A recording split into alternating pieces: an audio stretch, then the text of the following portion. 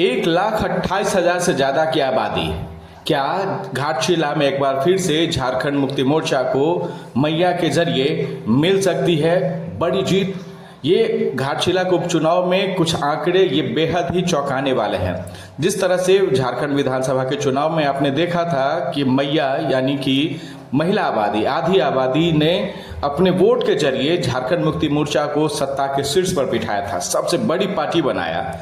घाटशिला के उपचुनाव में भी अब ये लगने लगा है कि कहीं मैया का ये आशीर्वाद रामदास सोरेन के बेटे सोमेश सोरेन के पाले में जा सकता है और इसके जरिए ही उनको जीत मिल सकती है।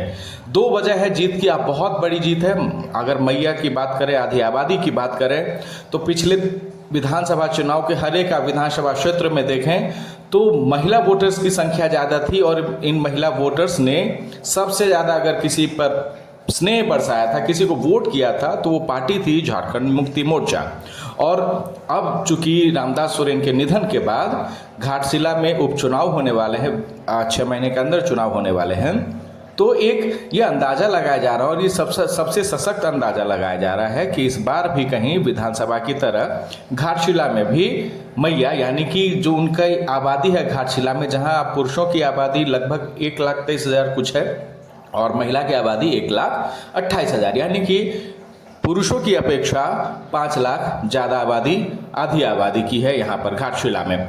तो अगर पिछले विधानसभा के चुनाव के नतीजों पर देखें, विधानसभा चुनाव के सर्वे पर देखें, तो ये वोट अगर डाइवर्ट होता है, आधी आबादी की वोट अगर झारखंड मुक्ति मोर्चा की तरफ डाइवर्ट होती है, तो ये बहुत बड़ी जीत हासिल होने वाली है रामदास सोरेन के बेटे सोमेश सोरेन के हिस्से। क्योंकि एक तो उनके पास सहानुभूति वोट भी है, पिता के निधन के बाद वो घाटशिला के उपचुनाव में उतर रहे हैं। बतौर शिक्षा मंत्री थे उनके पिता और पिता की विरासत को भी संभालने उनके नाम पर ही सहानुभूति वोट के जरिए ही घाटशिला अपना आशीर्वाद दे सकता है। और इस आशीर्वाद में सबसे बड़ी जो हिस्सेदारी होगी वो आधी आबादी की होगी, 2,58,000। अब आप मुझे कमेंट के जरिए भी बताइएगा, क्या ये आधी आबादी की पूरी वोट झारखंड मुक्ति मोर्चा के हिस्से ही जा सकती है या फिर नहीं? अगर ये 100% श्योर होता है पिछले तमाम विधानसभा के चुनाव के तरह, पिछले विधानसभा चुनाव के तरह, तो एक बहुत ही बड़ी जीत हासिल होने वाली है रामदास सोरेन के बेटे सोमेश सोरेन के हिस्से में। तो मुख्यमंत्री का ये जो पिछले 1 साल से मैया सम्मान योजना का जो ये चल रहा है लगातार, तो आधी आबादी के हिस्से जो हर महीने 2,500 रुपये आते हैं, एवज में उसके एक विधायक के तौर पर रामदास सोरेन के बेटे को वो विधानसभा भेज सकते हैं।